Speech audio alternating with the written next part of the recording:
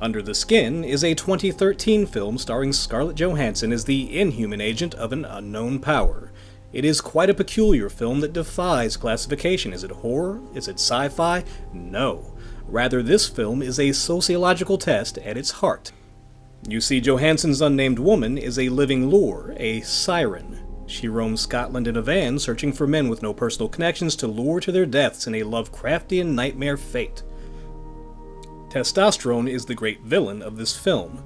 Testosterone makes these men vulnerable, but it also makes them potentially dangerous, and it is that thought that is the film's greatest trick. The audience is captivated by her eyes, her inscrutably beautiful face, her attainably lovely naked curves. We see her fully nude form several times in the film.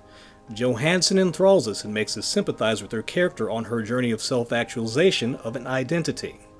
A wholly false identity. We are blindsided by the gotcha even with foreknowledge because we, the audience, fail to recognize that Johansson's character is not a woman. It is the aforementioned inhuman agent of an unknown power. It, and others before it, have drawn countless men to a cold and lonely death. There are lots of street shots showing only women, and I couldn't figure out why. Now though, I believe that it is to cement the okie doke.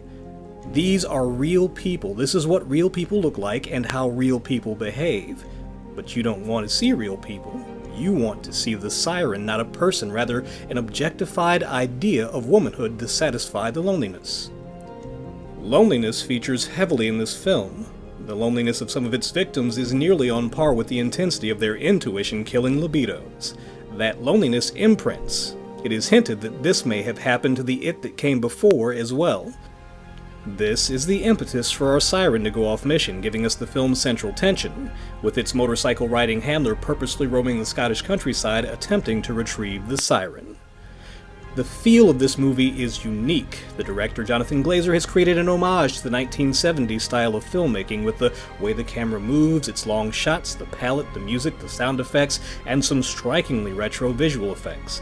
If the image was less clean and there weren't any modern FX scenes, the illusion would be complete. There is also another reason the film feels so different. Although I felt it, I did not know when I was watching, but Under the Skin uses non-actors as most of the cast.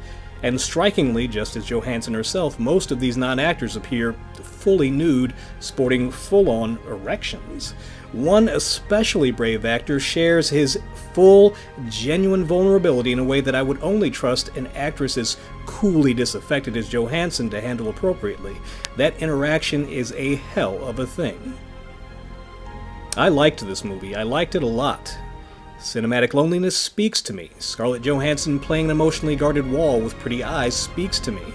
For me, the thing is, I don't know why she did this film. Big-named actresses don't do this kind of extreme nudity anymore, and although the film is outside of the box, the role that she plays is fully a Scarlett Johansson role.